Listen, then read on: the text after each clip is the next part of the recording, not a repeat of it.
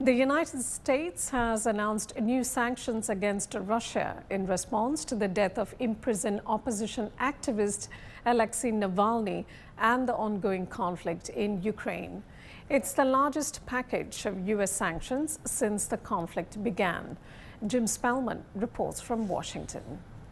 The White House is implementing more than 500 new sanctions against Russia, aimed at individuals and entities associated with Russia's military conflict with Ukraine and the imprisonment of opposition activist Alexei Navalny, who died in Russian custody last week.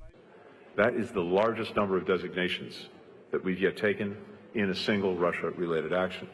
President Biden met with Navalny's widow and daughter in San Francisco Thursday. The EU has also launched a new package of similar sanctions targeting nearly 200 individuals and entities. Russia is responding to the EU sanctions by expanding a list of European Union officials and politicians banned from entering Russia. Russia's ambassador in Washington rejected the U.S. sanctions, calling them an attempt to interfere in Russia's internal affairs, and said Moscow would continue to protect its fundamental interests.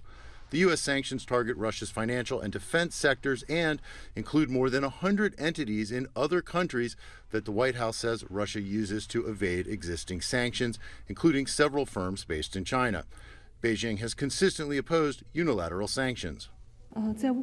China always maintains an objective and just position on the Ukraine crisis and has been committed to promoting peace talks. We do not stand idly by, let alone profit from the crisis. China has the right to engage in normal cooperation with countries around the world.